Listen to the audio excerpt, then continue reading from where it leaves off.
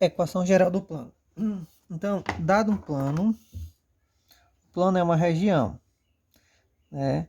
A reta é uma linha em que estão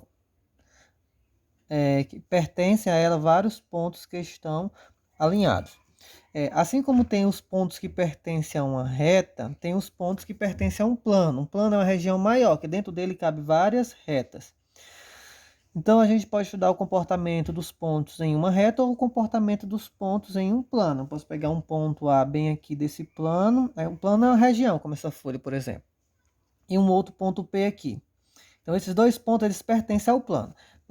Vamos chamar plano π, certo? Então, eu tenho o seguinte, que o ponto A pertence ao plano π e o ponto P também pertence ao plano π. E dentro desse plano é possível traçar várias retas. Então, o plano é algo maior do que a reta. Só que existem outros planos. Por exemplo, eu tenho esse plano aqui que está na horizontal. Eu posso fazer um plano aqui na vertical, um plano com inclinação, essa outra inclinação. Então, existem diferentes tipos de planos. Então, os pontos que pertencem a esse plano, eles satisfazem a uma equação. Assim como os pontos que pertencem a essa reta satisfazem a equação da reta, então os pontos que pertencem a esse plano satisfazem a equação desse plano. E o objetivo agora é determinar quem é esta equação, a equação desse plano. Então, vamos tentar montar ela aqui. Ó. Vamos pegar aqui o plano, dois pontos pertencentes ao plano e um vetor,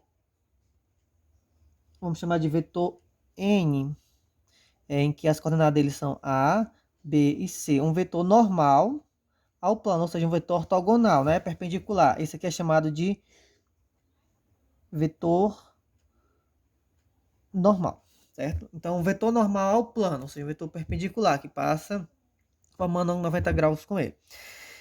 Observem que se eu tenho um ponto aqui nesse plano e esse outro ponto, o ponto A, vamos chamar a coordenada XA, YA e ZA.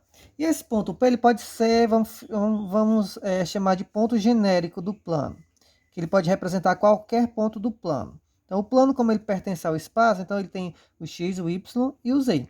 Aí eu peguei um ponto A também, que tem X, Y e Z. Então, eu estou considerando sempre o espaço, entendeu? Então, esse ponto P vai ser o ponto genérico. Então, ele pode ser qualquer ponto aqui. Então, esse X, Y, Z vai variar de acordo com a posição onde o ponto P está aqui no plano. Então, mas sempre eu vou conseguir traçar considerando, pegando um ponto. Eu sempre irei conseguir traçar esse vetor aqui, o vetor AP. Se o ponto P estiver aqui, o vetor AP será esse. Se o ponto P estiver aqui, então o vetor AP é esse. Então, sempre vai ser possível traçar um vetor com o ponto A e outro ponto qualquer do plano, não é isso? Observem que esse vetor, ele irá ser perpendicular a esse vetor aqui, porque eu desenhei ele bem aqui, mas eu posso fazer o representante dele bem aqui, não é isso? Então, o vetor N e o vetor AP, eles serão perpendiculares. Então, tem o seguinte, que o produto interno entre o vetor N e o vetor AP, no caso, AP é igual a zero, né? Porque o ângulo formado entre eles é de 90 graus. Então, eu posso escrever o seguinte, que o produto interno de N vamos logo aqui, quem é o vetor N? É o vetor A, B, C, as coordenadas. Vezes, quem é o vetor AP? O vetor AP é P menos A, não é isso? Então, é x do P menos x do A. X do P menos x do A. Y do P menos o Y do A. O Z do P menos o Z do A. Tudo isso aqui igual a zero. Aqui, eu tenho aqui um produto interno, né? Produto escalar. Então, é o primeiro, o x com x, o y com y e o z com z. Então, eu vou botar o seguinte, que vai ficar a vezes x menos xa, mais b vezes y menos ya, mais c vezes z menos za, igual a zero. Ou seja, esse multiplica por esse, ax menos axa, mais by menos bya, mais cz menos cza. Tudo isso aqui igual a zero. Observem que as coordenadas desse vetor n eu tenho, e a do ponto A também. Vou deixar em termos de x, y e z, porque é a variação de todos os pontos, né? Esse x, esse y e z, está expresso de modo genérico, representa todos os pontos do plano. Então, vamos deixar isolado aqui, ó, ax mais by mais cz. Aí o restante eu boto para lá, ó. Vai ficar menos axa menos bya mais cza.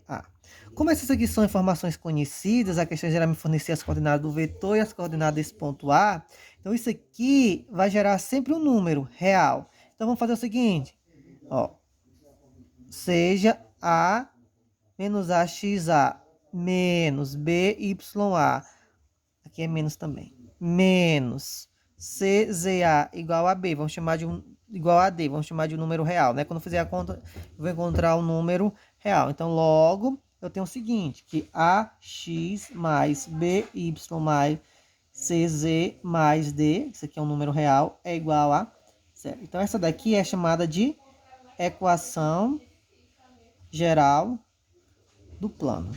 Então, sempre, toda equação que você se deparar que tem essa característica, um certo número multiplicado com x, um certo número multiplicado com y, um certo número multiplicado com z, mais um termo independente, estamos trabalhando com a equação de um plano. Você, certo? Vamos aqui um exemplo. Determine a equação geral do plano π, que passa pelos pontos A e tem n, né, como um vetor normal.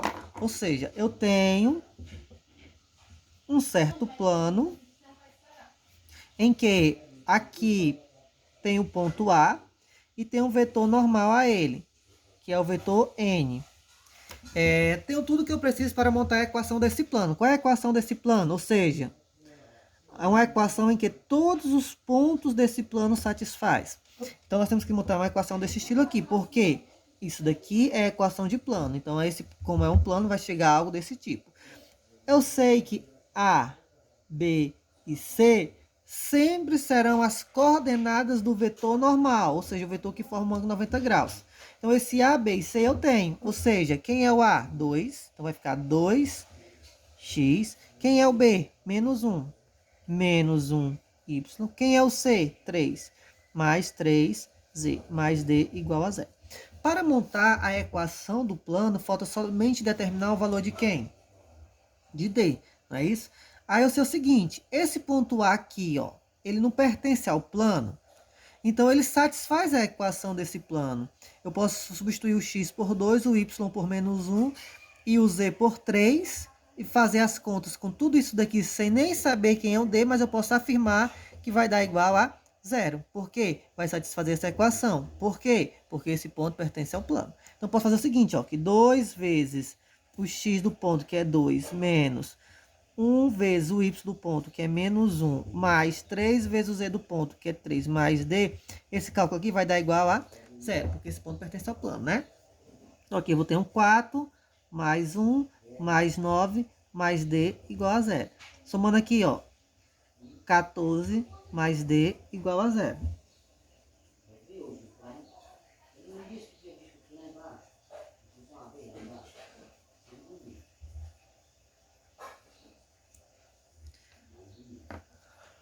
Perdão, eu peguei as informações erradas, porque aqui, vamos começar aqui novamente, ó.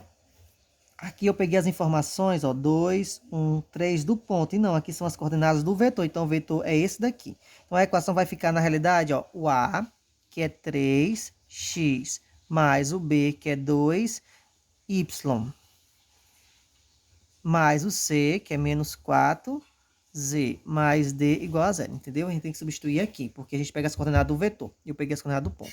Agora, o ponto é que eu vou jogar aqui, ó. Vai ficar 3 vezes 2, mais 2 vezes y, que é menos 1, menos 4 vezes z, que é 3, mais d igual a 0. Então, vai ficar 6 menos 2, menos 12, mais d igual a 0. Aqui vai ficar 4, menos 8, mais d igual a 0. Ou seja, d igual a 8. Agora sim. Aí, concluindo aqui, ó. Logo, a equação do plano é dado por 3x mais 2y menos 4z mais o d, que é quem? 8, igual a 0. Certo? Então, todo ponto que pertence a esse plano satisfaz a esta equação. Então, eu tenho aqui um ponto A que pertence ao plano. Se eu quiser determinar um outro ponto, é possível? Eu quero encontrar um ponto B, vamos chamar aqui de plano alfa, que pertença a alfa. É bem básico, porque esse ponto B eu já sei que satisfaz essa equação. Então, só é supor um certo x, né, um certo y para ele encontrar o valor de z. Então, vamos supor que o B é 0, 1, né? Só falta encontrar a componente z. Então, substitui aqui, ó, 3. Eu já sei que esse ponto satisfaz essa equação, né? Então, ó, 3 vezes 0 mais 2 vezes y mais 4z mais 8 igual a 0. 0, aqui vai ficar 2 menos 4z mais 8 igual a 0. Ou seja, vai ficar menos 4z igual a 10, né?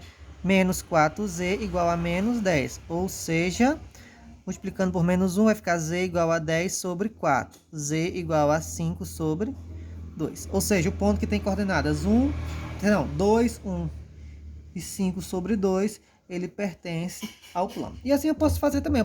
Eu poderia supor, por exemplo, a coordenada y e z e encontrar o x. O importante é sempre supor duas e encontrar a terceira em termos das outras duas. Ok?